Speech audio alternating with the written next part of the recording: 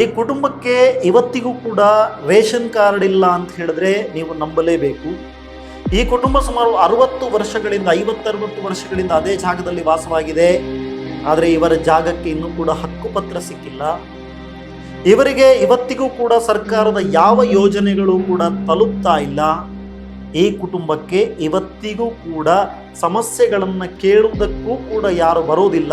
ಇಂತಹ ಜಾಗದಲ್ಲಿ ಕಳೆದ 50-60 ವರ್ಷಗಳಿಂದ ಈ ಕುಟುಂಬ ಜೀವನವನ್ನು ಮಾಡ್ತಾ ಇದೆ. ಇವತ್ತಿಗೂ ಕೂಡ ರಾಜ್ಯದ ಅನೇಕರು ಬಾಳ್ತಾ ಇರಬೇಕಾದ್ರೆ ಬೆಂಗಳೂರಿನಲ್ಲಿ ಕೋಗಿಲು ವಾರ್ಡ್ನಲ್ಲಿ ಅನಧಿಕೃತವಾಗಿ ಶೆಡ್ಗಳನ್ನು ಕಟ್ಟಿಕೊಂಡು ಆ ಶೆಡ್ಗಳನ್ನು ನಮ್ಮದು ಅಂತ ಹೇಳಿ ವಾದ ಮಾಡಿಕೊಂಡು ಆ ಶೆಡ್ಗಳನ್ನು ಒಡೆಯೋದಕ್ಕೆ ಅಂತ ಹೇಳಿ ಅಧಿಕಾರಿಗಳು ಒಂದು ಒಡೆದು ಹಾಕಿದ್ರೆ ಪ್ರತಿಭಟನೆ ಅನ್ನುವಂತಹ ಹೈಡ್ರಾಮವನ್ನು ಮಾಡಿಕೊಂಡು ಕೇರಳದಲ್ಲಾಗುವಂತಹ ಎಲೆಕ್ಷನ್ಗೆ ಇಲ್ಲಿ ಬಂದು ಗಿಮಿಕ್ ಮಾಡಿಕೊಂಡು 2 ದಿನದಲ್ಲಿ ಅವರಿಗೆಲ್ಲ ಮನೆ ಸಿಗತ್ತೆ ಅಂತಾದ್ರೆ ಈ ನಿರಾಶ್ರಿತರಿಗೆ ಯಾಕೆ ಮನೆ ಸಿಗ್ತಾ ಇಲ್ಲ?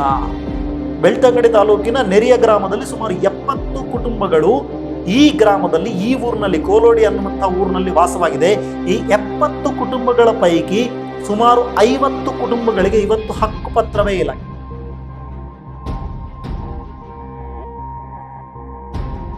ಸ್ನೇಹಿತರೆ ನಮಸ್ಕಾರ.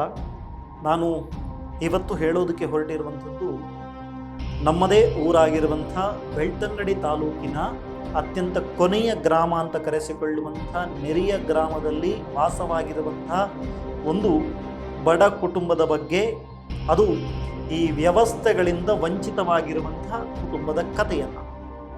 ಈ ಕುಟುಂಬಕ್ಕೆ ಇವತ್ತಿಗೂ ಕೂಡ ರೇಷನ್ ಕಾರ್ಡ್ ಇಲ್ಲ ಅಂತ ಹೇಳಿದ್ರೆ ನೀವು ನಂಬಲೇಬೇಕು. ಈ ಕುಟುಂಬ ಸುಮಾರು 60 ವರ್ಷಗಳಿಂದ 50-60 ವರ್ಷಗಳಿಂದ ಅದೇ ಜಾಗದಲ್ಲಿ ವಾಸವಾಗಿದೆ. ಆದರೆ ಇವರ ಜಾಗಕ್ಕೆ ಇನ್ನೂ ಕೂಡ ಹಕ್ಕುಪತ್ರ ಸಿಕ್ಕಿಲ್ಲ. ಇವರಿಗೆ ಇವತ್ತಿಗೂ ಕೂಡ ಸರ್ಕಾರದ ಯಾವ ಯೋಜನೆಗಳು ಕೂಡ ತಲುಪ್ತಾ ಇಲ್ಲ.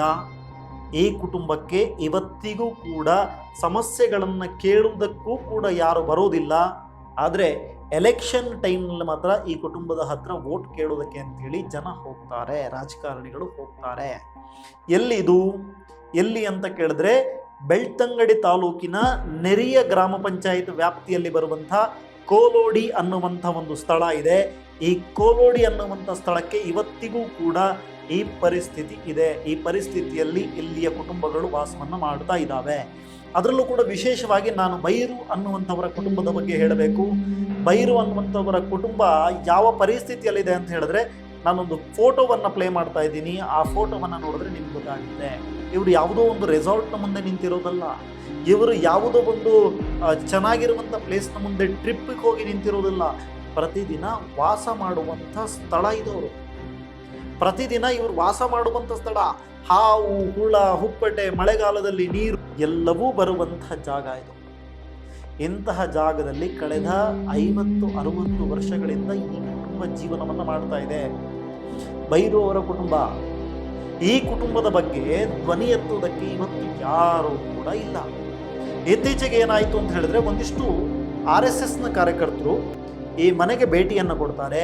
ಈ ಮನೆಗೆ ಭೇಟಿಯನ್ನು ಕೊಟ್ಟು ಒಂದಿಷ್ಟು ಫೋಟೋಗಳನ್ನು ತಗೊಂಡು ಅದನ್ನು ಸ್ಥಳೀಯ ಮಾಧ್ಯಮಗಳಿಗೆ ಕೊಡ್ತಾರೆ. ಸ್ಥಳೀಯ ಮಾಧ್ಯಮದ ಒಂದು ತಂಡ, ಅದು ಸುದ್ದಿ ಬಿಡುಗಡೆ ತಂಡ ಹೋಗುತ್ತೆ. ಆ ಸ್ಥಳಕ್ಕೆ ಹೋಗಿ ಒಂದು ವರದಿಯನ್ನು ಮಾಡುತ್ತೆ.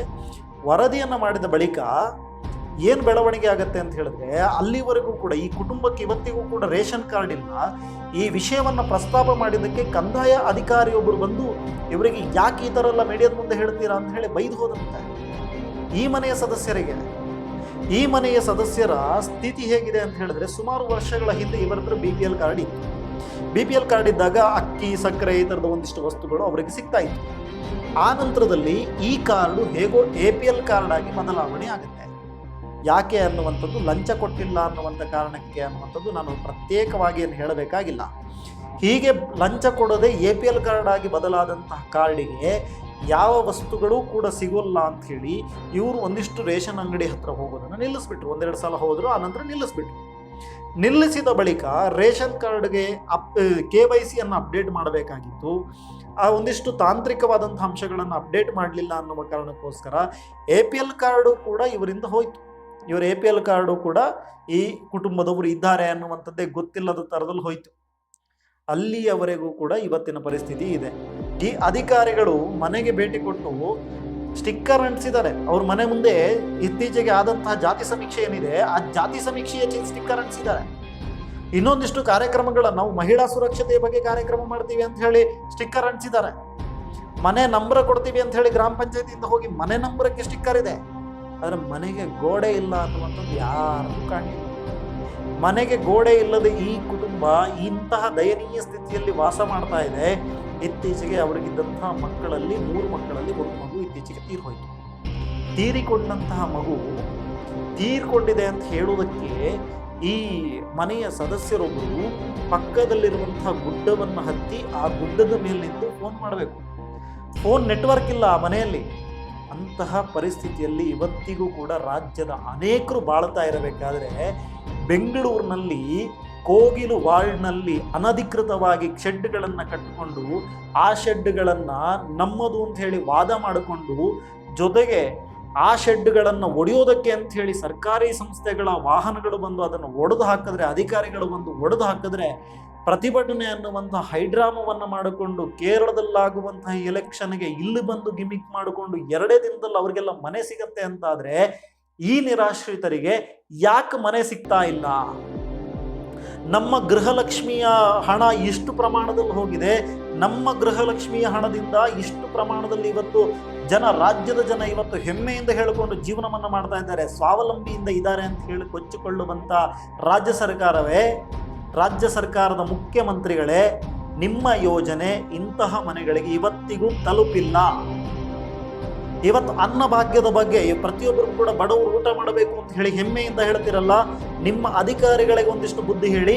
ಇಂತಹ ಮನೆಗಳಿಗೆ ಇವತ್ತಿಗೂ ರೇಷನ್ ಕಾರ್ಡ್ ಹೋಗದ ಕಾರಣಕ್ಕೋಸ್ಕರ ಅನ್ನಭಾಗ್ಯದ ಯೋಜನೆಯೂ ಕೂಡ ಸರಿಯಾಗಿ ತಲುಪಿಲ್ಲ. ನೀವು ಮಾಡಿರುವಂತಹ ಯೋಜನೆ ಚೆನ್ನಾಗಿದೆ, ಆದರೆ ನೀವು ಯೋಜನೆಗಳನ್ನು ನಿಮ್ಮ ಅಧಿಕಾರಿಗಳ ಮುಖಾಂತರ ಇಂತಹ ಮನೆಗಳಿಗೆ ತಲುಪಿಸೋದನ್ನು ನೋಡಿ. ಆ ಹೆಣ್ಣು ಮಕ್ಕಳು ಕಣ್ಣೀರು ಹಾಕೊಂಡು ಹೇಳ್ತಾನೆ, 300 ರೂಪಾಯಿ ಕೊಟ್ಟು ನಾವು ಕಷ್ಟಪಟ್ಟು ಹೇಗೋ ತಗೊಂಡು ಬರ್ತೀವಿ, ಅಕ್ಕಿ ತಗೊಂಡು ಬರ್ತೀವಿ ಮನೆಗೆ ಅಂತ ದುಡ್ಡು ಕೊಟ್ಟು ಇವತ್ತು ರಾಜ್ಯದ ಜನ ಅನ್ನಭಾಗ್ಯ ಅನ್ನೋ ಹೆಸರಿನಲ್ಲಿ ಯಾರ್ಯಾರಿಗೂ ಅನ್ನಭಾಗ್ಯದ ಲಾಭ ಸಿಗ್ತಾ ಇದೆ, ಯಾರ್ಯಾರಿಗೂ ಗೃಹಲಕ್ಷ್ಮಿಯ ಭಾಗ್ಯ ಸಿಗ್ತಾ ಇದೆ. ಈ ಊರಿಗೆ ಬಸ್ಸು ಇಲ್ಲ ರೀ. ನಿಮ್ಮ ಶಕ್ತಿ ಯೋಜನೆ ಅಂತ ಹೇಳ್ತಿರಲ್ಲ, ಈ ಶಕ್ತಿ ಯೋಜನೆಯ ಲಾಭ ಪಡ್ಕೊಳ್ಳೋಕ್ಕೆ ಈ ಊರಲ್ಲಿ ಬಸ್ಸು ಇಲ್ಲ. ಯಾವ ಯೋಜನೆಯನ್ನು ಕೊಡ್ತೀರಾ? ನಿರುದ್ಯೋಗಕ್ಕೆ ಅಂತ ಒಂದು ಯೋಜನೆ ಮಾಡಿದ್ರಿ, ಆ ನಿರುದ್ಯೋಗಿಗಳಿಗೆ ಹೋಗುವಂಥ ಯೋಜನೆಗಳು ಸರಿಯಾಗಿ ಹೋಗ್ತಾ ಇಲ್ಲ. ಯಾವ ಯೋಜನೆಯ ಲಾಭ ಇವರಿಗೆ ಸಿಗ್ತಾ ಇದೆ? ಈ ಊರಿನಲ್ಲಿ ಮಲೆಕುಡಿಯ ಸಮುದಾಯ ಅನ್ನುವಂಥ ಒಂದು ಸಮುದಾಯ ವಾಸ ಆಗುತ್ತೆ. ಈ ನೆರೆಯ ಭಾಗದಲ್ಲಿ ಅಥವಾ ಚಾರ್ಮಾಡಿ, ಕಕ್ಕಿಂಜೆ ಈ ಭಾಗದಲ್ಲೆಲ್ಲ ಮಲೆಕುಡಿಯ ಅನ್ನುವಂಥ ಒಂದು ಸಮುದಾಯ ವಾಸವಾಗುತ್ತೆ. ಅತ್ಯಂತ ಬಡ ಕುಟುಂಬಗಳು ಕಾಡಿನಲ್ಲೇ ವಾಸವಾಗಿರುವಂಥ ಕಾಡಿನ ಉತ್ಪನ್ನಗಳನ್ನು ಬಳಸಿಕೊಂಡು ಅವುಗಳನ್ನು ಒಂದಿಷ್ಟು ಮಾರಿ ಜೀವನೋಪಾಯಕ್ಕಾಗಿ ಮಾರಿ ಅದರಿಂದ ಜೀವನವನ್ನು ಮಾಡುವಂಥ ಒಂದು ಸಮುದಾಯ. ಈ ಮಲೆಕುಡಿಯ ಸಮುದಾಯ ವ್ಯಾಪಕವಾಗಿರುವಂಥ, ಅಂದರೆ ನಿಮ್ಮ ಅರ್ಥದಲ್ಲಿ ಏನು ಅಂತ ಹೇಳಿದ್ರೆ ದಲಿತರು ಅಭಿವೃದ್ಧಿಯಾಗಿದ್ದಾರೆ, ಅವರ ಅಭಿವೃದ್ಧಿಗೆ ಅಷ್ಟು ಕೋಟಿ ವ್ಯಯ ಮಾಡ್ತಾ ಇದ್ದೀವಿ, ಇಷ್ಟು ಕೋಟಿ ವ್ಯಯ ಮಾಡ್ತಿದ್ದೀವಿ ಅಂತ ಹೇಳಿ ಯೋಜನೆಗಳನ್ನು ರೂಪಿಸುವಂಥ ರಾಜ್ಯ ಸರ್ಕಾರ ಇಂತಹ ದಲಿತರ ಮನೆಗೆ ಒಂದು ದಿನ ಆದರೂ ನೀವು ಗಮನವನ್ನು ಕೊಟ್ಟಿದ್ದೀರಾ? ಇಂತಹ ಮನೆಗಳಿಗೆ ಒಂದು ದಿನವಾದರೂ ಫಂಡ್ ಹೋಗಿದೆಯಾ? ನಿಮ್ಮ ಫಂಡ್ ಎಲ್ಲಿಗೆ ಹೋಗ್ತಾ ಇದೆ? ಇಂತಹ ದಲಿತರಿಗೆ ಹೋಗದೆ. ಇಂತಹ ದಲಿತ ಸಮುದಾಯ ಸುಮಾರು 70 ಕುಟುಂಬಗಳು ಈ ಊರಿನಲ್ಲಿ ವಾಸವಾಗಿದೆ. ಬೆಳ್ತಂಗಡಿ ತಾಲೂಕಿನ ನೆರಿಯ ಗ್ರಾಮದಲ್ಲಿ ಸುಮಾರು 70 ಕುಟುಂಬಗಳು ಈ ಗ್ರಾಮದಲ್ಲಿ, ಈ ಊರಿನಲ್ಲಿ, ಕೋಲೋಡಿ ಅನ್ನುವಂಥ ಊರಿನಲ್ಲಿ ವಾಸವಾಗಿದೆ. ಈ 70 ಕುಟುಂಬಗಳ ಪೈಕಿ ಸುಮಾರು 50 ಕುಟುಂಬಗಳಿಗೆ ಇವತ್ತು ಹಕ್ಕುಪತ್ರವೇ ಇಲ್ಲ. ಕೇವಲ 20 ಕುಟುಂಬಗಳಿಗೆ ಮಾತ್ರ ಹಕ್ಕುಪತ್ರ ಇರೋದು. ಇವತ್ತು ಸ್ವಾತಂತ್ರ್ಯ ಬಂದು ಸುಮಾರು 78 ವರ್ಷ ಆಯಿತು. 78 ವರ್ಷ ಕಳೆದರೂ ಕೂಡ ಒಂದು ಮನೆಗೆ ಸರಿಯಾದಂತಹ ರೋಡ್ನ ವ್ಯವಸ್ಥೆ ಇಲ್ಲ, ಒಂದು ಮನೆಗೆ ಸರಿಯಾದಂತಹ ರೀತಿಯಲ್ಲಿ ವ್ಯವಸ್ಥೆಗಳು ತಲುಪ್ತಾ ಇಲ್ಲ, ಮನೆಗೆ ಗೋಡೆ ಇಲ್ಲ, ಮನೆಗೆ ಪಾಯಖಾನೆ ಇಲ್ಲ. ಇಂತಹ ಪರಿಸ್ಥಿತಿಯಲ್ಲಿ ಬುಡಕಟ್ಟು ಜನಾಂಗದ ಜನ ಇದ್ದಾರೆ. ಇವರು ರೇಷನ್ ಕಾರ್ಡು ಸರಿ ಮಾಡೋದಕ್ಕೆ ಅಂತ ಹೋದರೆ ಅದಕ್ಕೆ ನೀವು ಜಾತಿ ಆದಾಯವನ್ನು ಮಾಡ್ಕೊಂಡು ಬನ್ನಿ ಅಂತ ಹೇಳ್ತಾರೆ. ಇವರ ಮನೆಯಿಂದ ಎಷ್ಟೋ ಕಿಲೋಮೀಟರ್ ದೂರ, 5-6 ಕಿಲೋಮೀಟರ್ ದೂರವನ್ನು ಇವರು ನಡ್ಕೊಂಡೇ ಹೋಗಬೇಕಾದಂಥ ಪರಿಸ್ಥಿತಿಯಲ್ಲಿದ್ದಾರೆ. ಅಲ್ಲಿ ಯಾವುದು ಗಾಡಿ ಹೋಗಲ್ಲ. ಕಾಡಿನ ನಡುವಲ್ಲಿರುವಂಥ ದಾರಿ, ಆ ದಾರಿಯಲ್ಲಿ ನಡ್ಕೊಂಡು ಹೋಗಬೇಕು. ಅಲ್ಲಿಂದ ಮತ್ತೆ ಗ್ರಾಮ ಪಂಚಾಯತಿಗೆ ಹೋಗಬೇಕು, ಸುತ್ತಿ ಬಳಸಿ ಹೋಗಬೇಕು. ಈ ಗ್ರಾಮ ಪಂಚಾಯತಿಗೆ ಹೋದರೆ ಇವರು ದುಡ್ಡು ಕೊಡೋಲ್ಲ ಅನ್ನುವ ಕಾರಣಕ್ಕೋಸ್ಕರ ಕೆಲಸ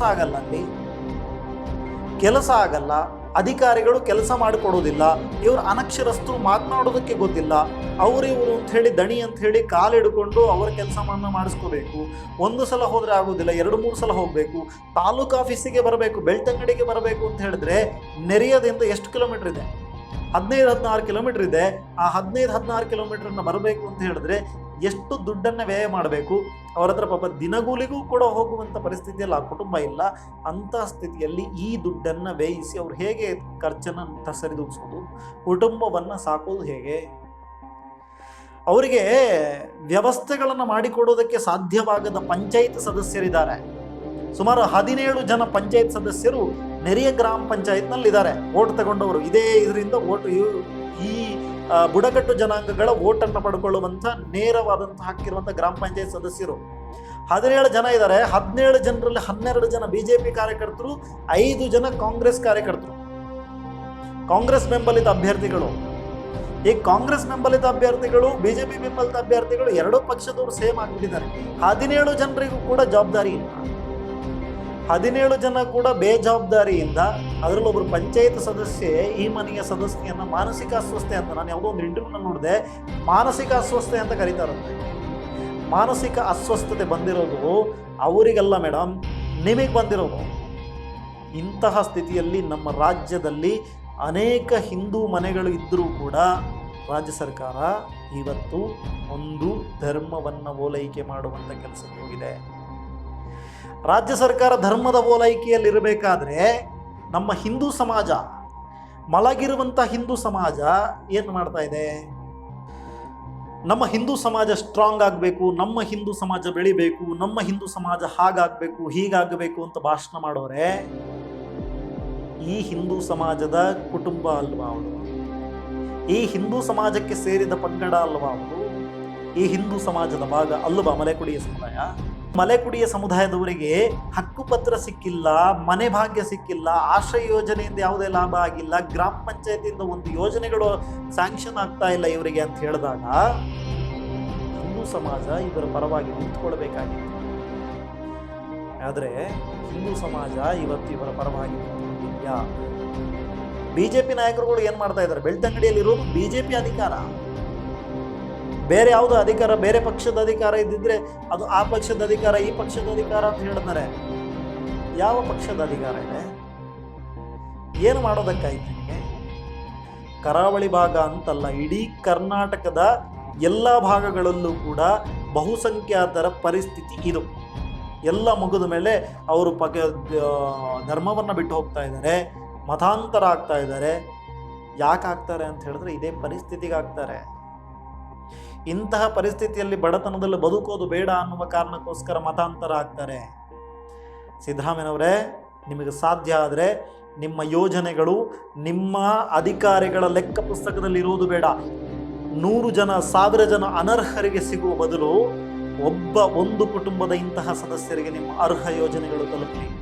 ನಾವೆಲ್ಲರೂ ನಿಂತಲ್ಲಿಂದ ಸೆಲ್ಯೂಟ್ ಹೊಡಿತೀವಿ. ನಮ್ಮ ತೆರಿಗೆಯ ಹಣ ವ್ಯವಸ್ಥಿತವಾಗಿ ಒಂದು ಒಳ್ಳೆಯ ರೀತಿಯಲ್ಲಿ ಖರ್ಚಾಗ್ತದೆ ಅನ್ನುವಂಥ ಭಾವನೆ ನಮಗೆಲ್ಲರಿಗೂ ಆಗ ಬರುತ್ತೆ.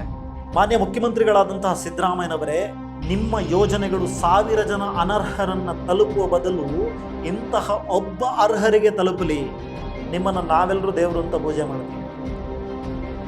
ಮಾನ್ಯ ಸಿದ್ದರಾಮಯ್ಯನವರೇ, ಕೋಗಿಲು ಬಡಾವಣೆಯಲ್ಲಿರುವಂತಹ 167 ಅನಧಿಕೃತವಾಗಿ ಅಕ್ರಮವಾಗಿ ಕಟ್ಟಿಕೊಂಡಂಥ ಶೆಡ್ಗಳನ್ನು ಒಡೆದಾಗ ನಿಮ್ಮ ಕರುಳು ಚುರುಕಂತೂ ನಿಮ್ಮ ಸಂಪುಟದ ಮಂತ್ರಿಯಾದಂಥ ಜಮೀರ್ ಅಹ್ಮದ್ ಅವರನ್ನು ಕಳಿಸಿ ಅವರಿಗೆಲ್ಲ ಸೊಲ್ಯೂಷನ್ ಅಂತ ಕೊಟ್ರಿ. ಈ ಕುಟುಂಬದ ಸದಸ್ಯರಿಗೂ ಅಂತಹದ್ದೊಂದು ಸೊಲ್ಯೂಷನ್ ಮಾಡಿಕೊಡಿ. ಇಂತಹ ಸಾವಿರಾರು ಲಕ್ಷಾಂತರ ಕುಟುಂಬಗಳು ಇವತ್ತು ಕರ್ನಾಟಕದಲ್ಲಿದೆ. ಅವರನ್ನು ನಿರಾಶ್ರಿತರನ್ನಾಗಿ ಮಾಡೋದಕ್ಕೆ ಬಿಡಬೇಡಿ. ಆಗ ನಿಮ್ಮ ಮೇಲೆ ಒಂದಿಷ್ಟು ರೆಸ್ಪೆಕ್ಟ್ ಬರುತ್ತೆ. Thank you.